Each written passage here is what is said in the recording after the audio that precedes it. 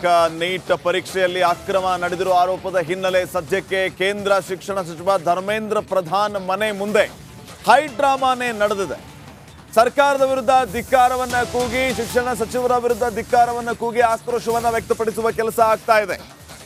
ಕೇಂದ್ರ ಸಚಿವ ಪ್ರಧಾನ್ ಮನೆ ಮುಂದೆ ಹೈಡ್ರಾಮಾ. ದೆಹಲಿಯ ಧರ್ಮೇಂದ್ರ ಪ್ರಧಾನ್ ನಿವಾಸದ ಮುಂದೆ NSUI ಕಾರ್ಯಕರ್ತರು ಪ್ರೊಟೆಸ್ಟ್ ಅನ್ನು ನಡೆಸಿದ್ದಾರೆ. ಮನೆಯ ಮುಂದೆ ನಕಲಿ ದುಡ್ಡಿನ ರಾಶಿಯನ್ನ ಚೆಲ್ಲಿ ಆಕ್ರೋಶವನ್ನ ವ್ಯಕ್ತಪಡಿಸಿದ್ದಾರೆ.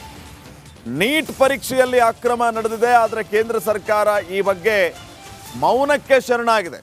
ಯಾಕೆ ತಪ್ಪಿತಸ್ಥರ ವಿರುದ್ಧ ಕ್ರಮ ಕೈಗೊಳ್ಳಬಾರದು, ಮರುಪರೀಕ್ಷೆ, ಗ್ರೇಸ್ ಮಾರ್ಕ್ಸ್, ಹೀಗೆ 10 ಹಲವು ವಿಚಾರಗಳ ಬಗ್ಗೆ ನೀಟ್ ಪರೀಕ್ಷೆ ಗೊಂದಲದ ಗೂಡಾಗಿದೆ.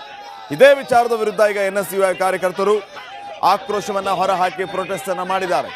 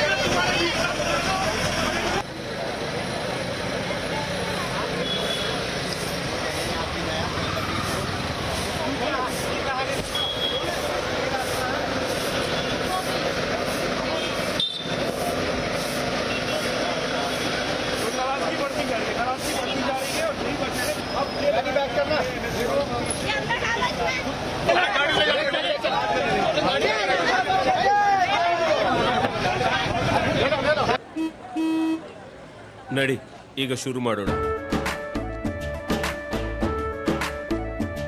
ಕೇಸರಿಯಿಂದ ಮನೋಲ್ಲಾಸ ಮನಸ್ಸು ಮತ್ತೇರಿ ಕುಣಿದಾಡಿದೆ ನೋಡು, ಮನಸ್ಸು ಮತ್ತೇರಿ ಕುಣಿದಾಡಿದೆ ನೋಡು. ಕ್ಷಣ ಕ್ಷಣವೂ ಆಚರಿಸಿ ಕೇಸರಿ ಹಬ್ಬ. ವಿಮಲ್ ಬಾಯಲ್ಲಿ ಹೇಳಿ ಕೇಸರಿ.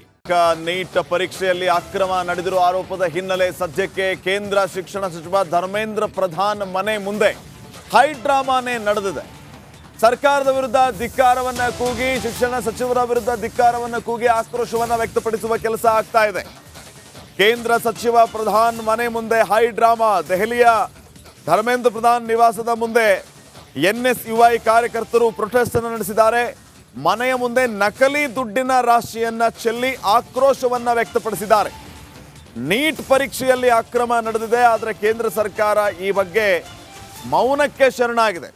ಯಾಕೆ ತಪ್ಪಿತಸ್ಥರ ವಿರುದ್ಧ ಕ್ರಮ ಕೈಗೊಳ್ಳಬಾರದು, ಮರುಪರೀಕ್ಷೆ, ಗ್ರೇಸ್ ಮಾರ್ಕ್ಸ್, ಹೀಗೆ 10 ಹಲವು ವಿಚಾರಗಳ ಬಗ್ಗೆ ನೀಟ್ ಪರೀಕ್ಷೆ ಗೊಂದಲದ ಗೂಡಾಗಿದೆ. ಇದೇ ವಿಚಾರದ ವಿರುದ್ಧ ಈಗ NSUI ಕಾರ್ಯಕರ್ತರು ಆಕ್ರೋಶವನ್ನ ಹೊರಹಾಕಿ ಪ್ರೊಟೆಸ್ಟ್ ಅನ್ನ ಮಾಡಿದ್ದಾರೆ.